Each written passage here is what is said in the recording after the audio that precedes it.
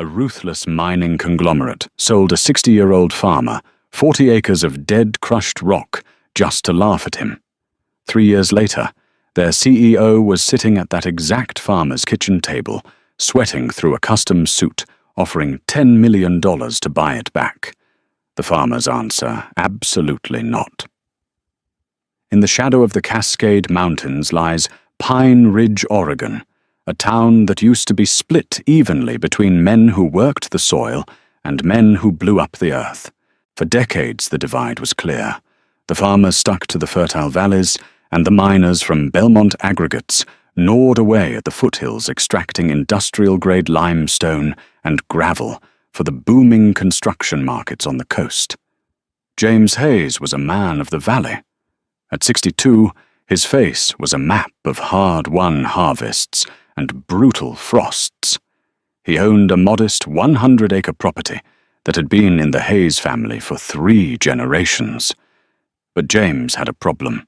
The valley was drying up. Years of drought had lowered the water table, and his traditional rotation of wheat and soy was slowly bankrupting him. He needed more land to make a profit, but more importantly, he needed land with older, deeper water rights. That was when he looked toward the foothills. Bordering the eastern edge of James's farm was a 40-acre parcel of land owned by Belmont Aggregates. Or more accurately, it was 40 acres of waste. For 20 years, Belmont had used the plot as a dumping ground for their tailings, the crushed, useless rock left over after they extracted the high-grade limestone. The topsoil had been completely smothered under millions of tons of pulverized grayish-blue stone. Nothing grew there. Not even weeds. The locals called it the lunar lot, because it looked like the barren surface of the moon. When Belmont Aggregates officially closed their Pine Ridge extraction site and began liquidating their local assets to move operations overseas, James saw a desperate opportunity. The lunar lot was legally attached to a century-old riparian water right that Belmont hadn't used in decades. James walked into the local branch of the First Cascade Bank and sat down across from Thomas Griffin, a loan officer who had known the Hayes family for 30 years. "You want to buy the Belmont dump site?" Thomas asked, looking at James as if the older man had finally lost his mind. "James, it's a gravel pit. The soil is suffocated. You can't plant a thing in that crushed rock. It's too alkaline, it's too dense, and it's devoid of organic matter." "I don't need the soil," James replied, his voice a low, gravelly rasp. "I need the water rights attached to the deed. If I can run an irrigation line from that property's aquifer access down to my wheat fields, I can save my current crop. Belmont is asking pennies on the dollar to get it off their tax ledger." Reluctantly, the bank approved a high-interest, incredibly risky loan. Belmont Aggregates' regional manager, a slick corporate fixer named Richard Belmont, nephew, to the CEO, signed the deed over to James with a smirk. To the mining company, they had just convinced a local yokel to pay them for the privilege of owning a toxic waste dump. For the first year, it seemed Richard Belmont was right. James secured his water line, which kept his farm barely afloat, but the 40 acres of crushed rock sat there, mocking him. It was a glaring, dusty eyesore. Whenever the wind blew from the east, a fine grey powder would coat James's farmhouse. But James was a farmer to his marrow. He hated the sight of dead land. In the evenings, after tending to his failing wheat, he would walk the perimeter of the lunar lot. He would kneel, pick up a handful of the crushed grey-blue rock, and rub it between his calloused thumbs. It felt like coarse sand, but there was something else to it, a strange, almost metallic weight. Against the advice of every agronomist in the county, James decided to try and rehabilitate the dirt.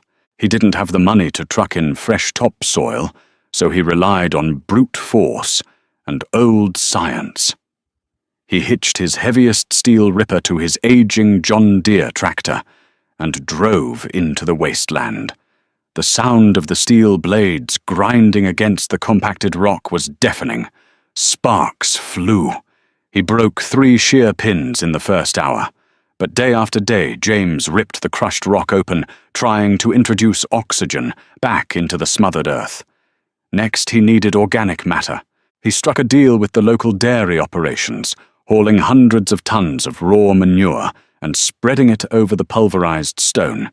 Then he planted deep-rooted tillage radishes and drought-resistant alfalfa suicide crops, as his neighbors called them, because planting them in gravel was a death sentence.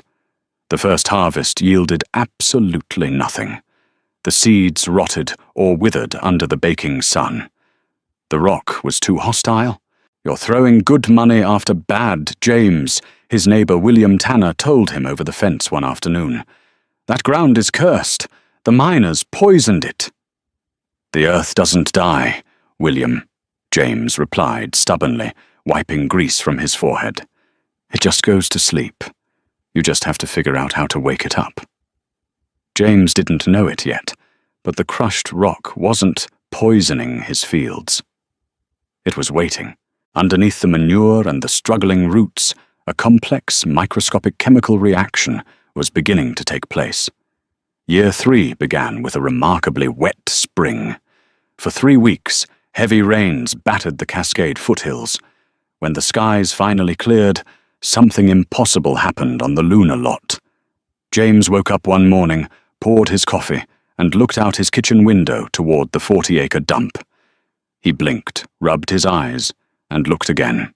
There was a faint, unmistakable haze of emerald green covering the grey rock.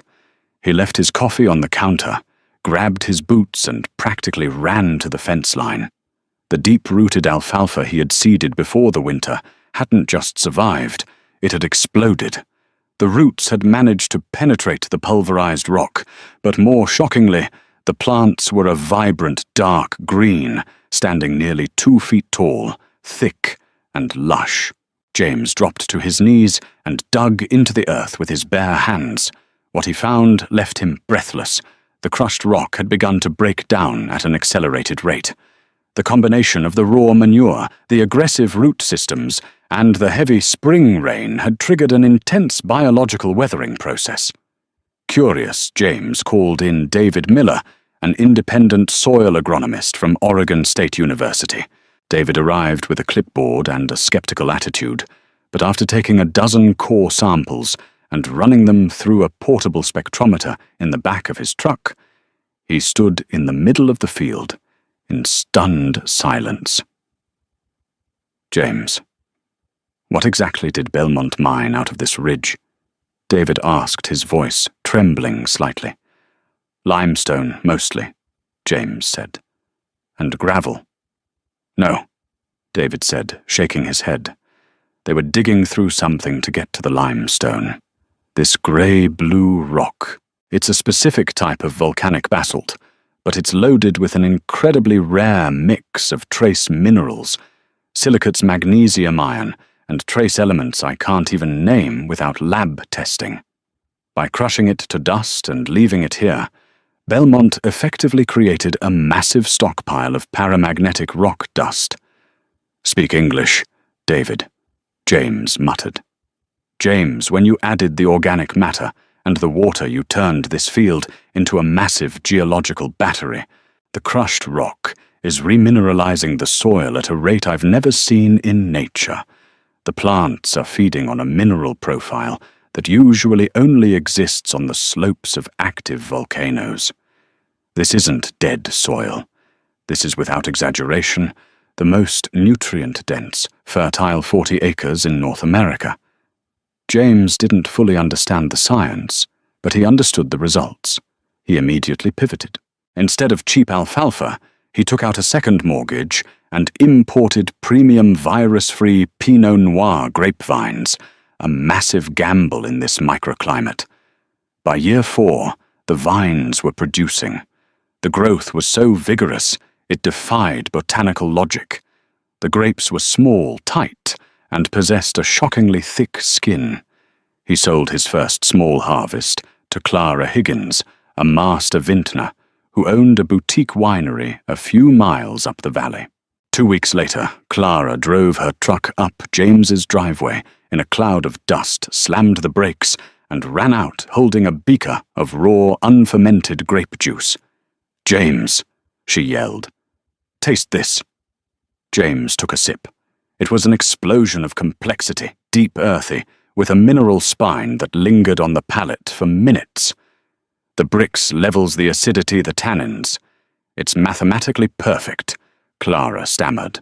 "This tastes like it was grown in a centuries-old Grand Cru vineyard in Burgundy. The terroir is a freak of nature. Whatever is in that crushed rock is transferring directly into the fruit. I will buy every single grape you ever grow on that lot. Name your price." Word travelled fast. Within months, the Lunar lot was the talk of the West Coast agricultural scene. James's grapes were commanding astronomical prices, and he was completely out of debt. But word doesn't just travel to vineyards, it travels to corporate boardrooms. It was a Tuesday afternoon in late October. James was out in the vineyard checking the irrigation lines when a sleek black Mercedes SUV crunched up his gravel driveway. Out stepped Richard Belmont, looking just as slick as he had 4 years ago, though slightly more grey at the temples. James walked up to meet him, wiping his hands on his denim jeans. "Mr. Belmont, you're a long way from the corporate office." Richard offered a tight, practiced smile. "Mr. Hayes, it's a pleasure to see you again. I have to admit I'm impressed with what you've done with the old tailings site. A vineyard. Very quaint." "It pays the bills," James said flatly. "What do you want, Richard?" Richard cleared his throat, pulling a leather folder from his briefcase. "I'll get straight to the point, James. Belmont Aggregates is expanding its portfolio. We are looking to reclaim some of our legacy properties for environmental conservation purposes. We'd like to buy the 40 acres back." James almost laughed. "Conservation? You used it as a dumping ground for 20 years. "Times change," Richard said smoothly, "and we are prepared to offer a very generous premium for your hard work. You bought the land for $50,000. We are prepared to offer you $500,000, a 10 times return on your investment. You can retire, James." James looked at the man. Then he looked at his thriving emerald green vineyard. "The land isn't for sale, Richard. The soil here is priceless to me now." Richard's smile vanished. "Everyone has a price, James. The vines are nice, but let's be realistic. You're a single bad frost away from ruin." He pulled out a pen. $1 million. Cash. "We close tomorrow." James stepped closer to the corporate executive. "Get off my property." Richard Belmont didn't argue. He simply put the folder back into his SUV, his eyes cold and calculating. "We'll be in touch, Mr. Hayes." James thought Richard was just being an arrogant corporate bully. He thought Belmont Aggregates simply wanted to cash in on the agricultural real estate boom. He was completely wrong. 3 days later, David Miller the agronomist showed up at James's farm, unannounced. He looked pale. He walked into the kitchen and dropped a thick manila envelope on the table. "I sent the soil samples from your crushed rock to a specialized geological lab in Seattle," David said, his voice hushed. "James Belmont Aggregates doesn't want this land for a vineyard, and they don't want it for conservation." "Then what?" James asked. David pulled out a spectral analysis chart. When Belmont mined this area 20 years ago, they were only looking for limestone for concrete. But technology has changed. That grey-blue rock they crushed to dust and left on your property, it's incredibly rich in a mineral called neodymium. It's a rare earth metal. 20 years ago, it was useless to them. James stared at the chart. And now. David said, It's the primary element used in the manufacturing of high-performance magnets for electric vehicle motors and quantum computers. China controls 90% of the global supply. Tech companies are paying billions to source it domestically. By pulverizing the rock into dust and dumping it, Belmont accidentally did the most expensive part of the refining process for free. James felt the blood drain from his face as he looked out the window at his 40 acres of vines. "James," David whispered. "They didn't come back for your grapes. The crushed rock under your soil. There's an estimated $80 million worth of accessible rare earth metals sitting right under your roots. And Belmont Aggregates realizes they practically gave it away to you." The revelation hit James like a physical blow.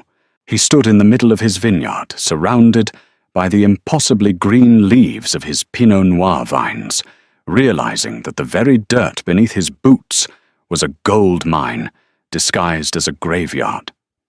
$80 million worth of neodymium. It was a number so large it felt fictional, but the sudden aggressive return of Belmont Aggregates made it terrifyingly real.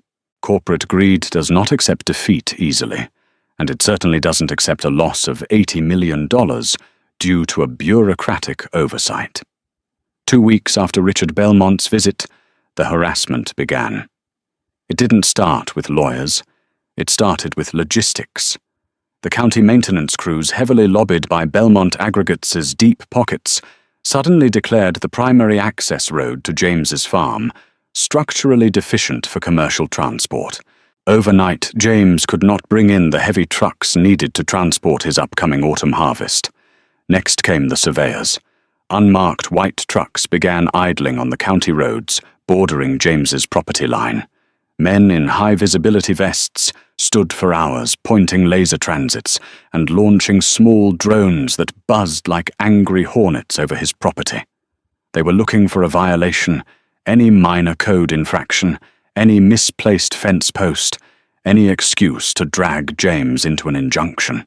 The psychological toll was immense. James was a farmer, not a corporate litigator. He was losing sleep pacing the hardwood floors of his farmhouse until 3 a.m. His neighbor William Tanner urged him to sell. "Take the million, James." William pleaded over the fence one gray Tuesday. "They are going to bleed you dry in court. They have more lawyers than you have grapevines." But James was stubborn. He remembered the years this land sat dead, smothered by the mining company's negligence. He remembered the sweat it took to wake the soil up. He needed help. He drove into Portland to meet with Harrison Caldwell, an abrasive, sharply dressed property lawyer, known for taking on impossible cases against industrial giants. Harrison sat behind a massive mahogany desk, reviewing the original deed James had signed 3 years prior. "Mining companies are ruthless, James, but they aren't stupid," Harrison said, adjusting his tortoise-shell glasses.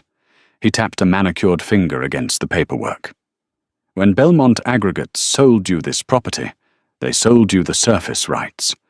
In 99% of mining liquidations, the corporation retains the subsurface mineral rights. It's standard practice. They sell the dirt, they keep what's under it." "So they can just walk in and dig up my vineyard?" James asked, his jaw clenching. "Legally, if they hold the mineral rights, yes. They would have to compensate you for the surface damage your destroyed vines. But that's a drop in the bucket compared to $80 million in rare earth metals." Harrison frowned, flipping to the annex of the contract. "However, Belmont made a critical error, and it stems from their own arrogance." James leaned forward. "What error?"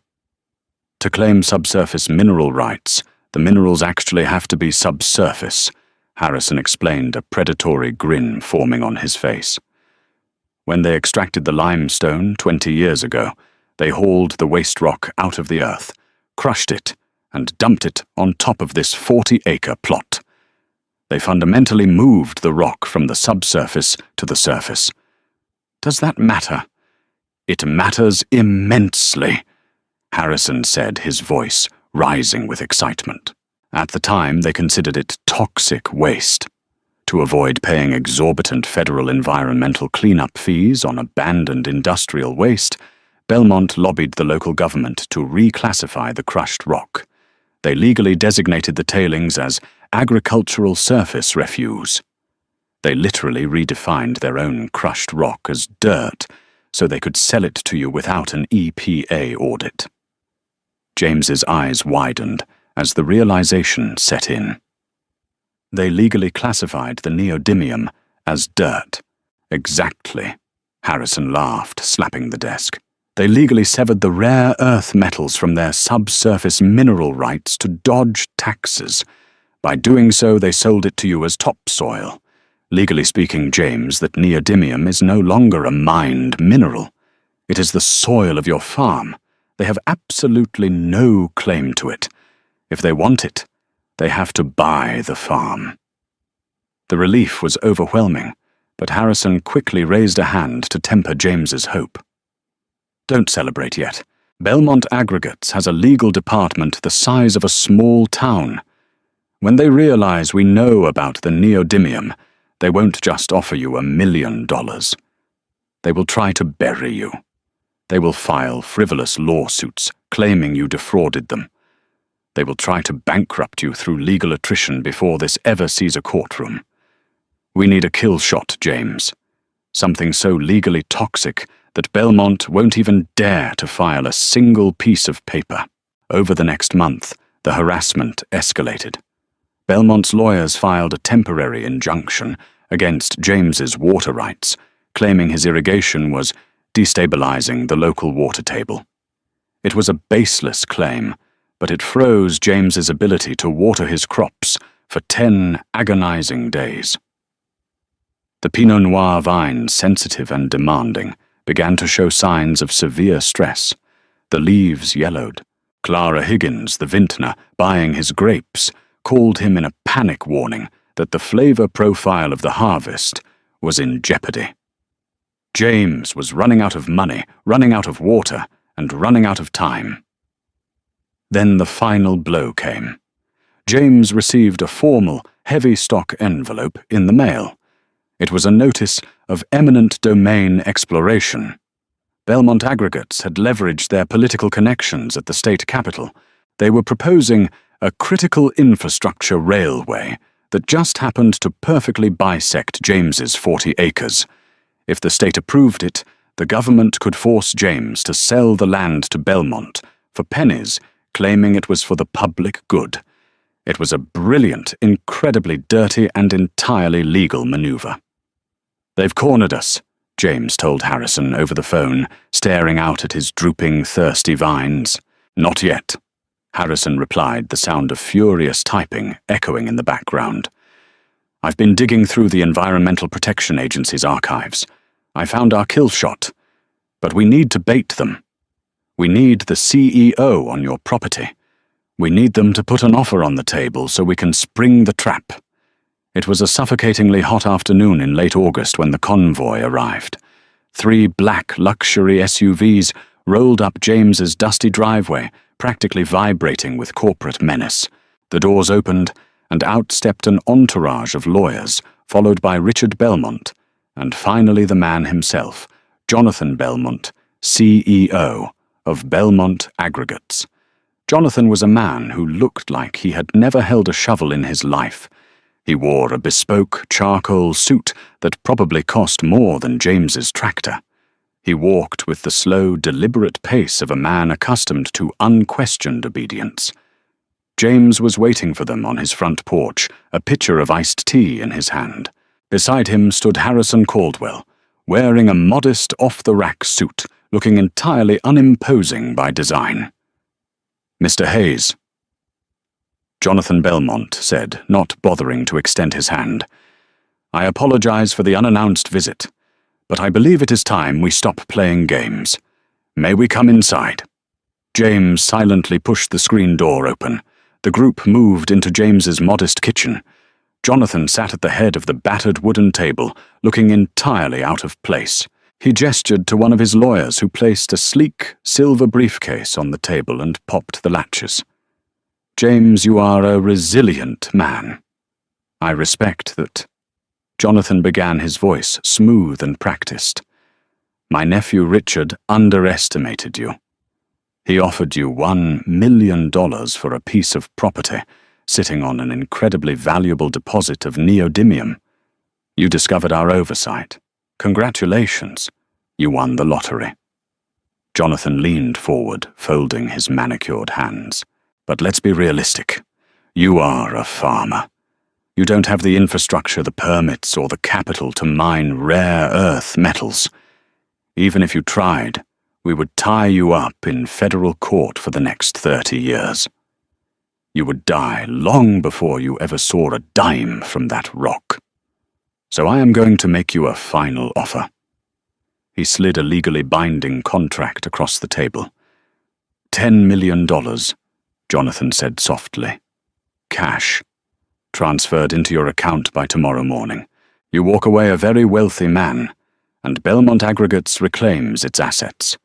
If you refuse, the state will approve our railway proposal next week under eminent domain, and you will walk away with a fraction of that amount. This is your only off-ramp.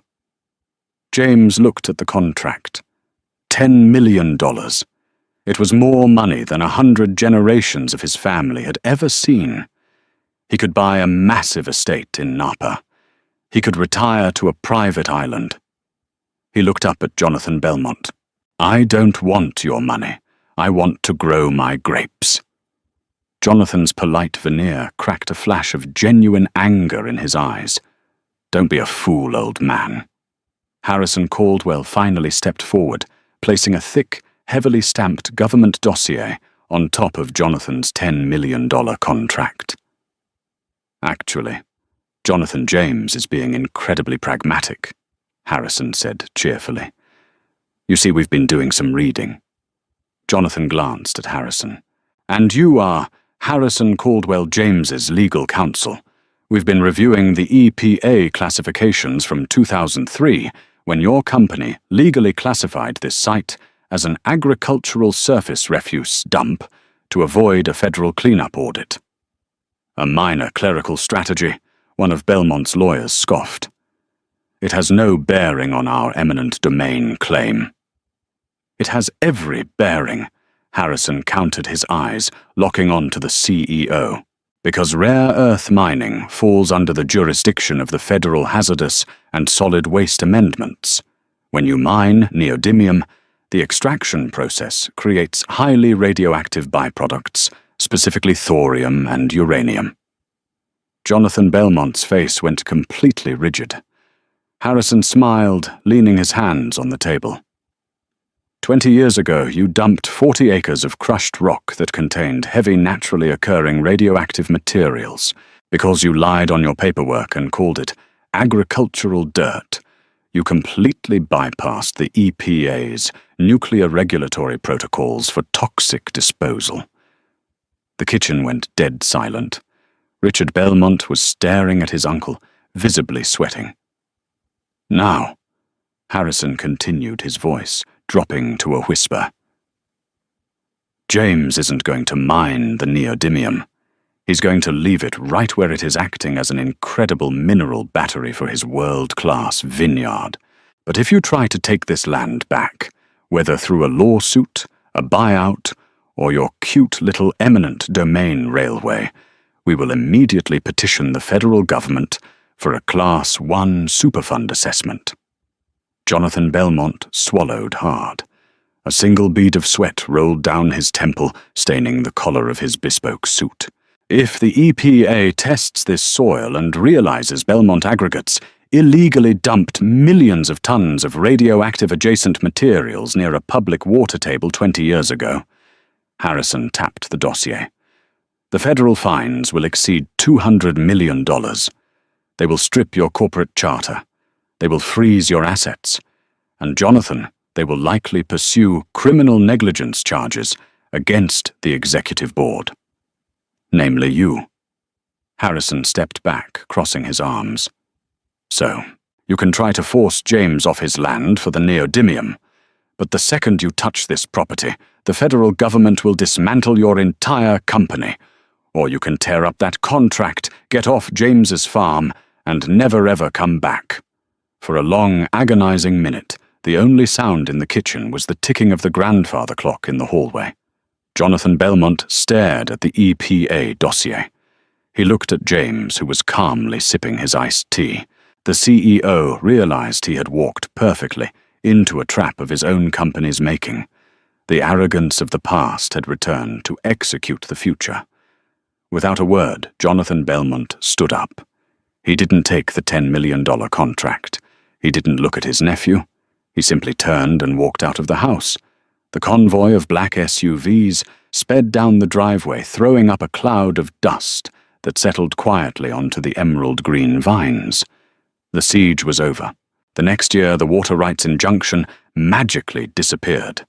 The railway proposal was quietly withdrawn from the state legislature. James Hayes was left completely alone.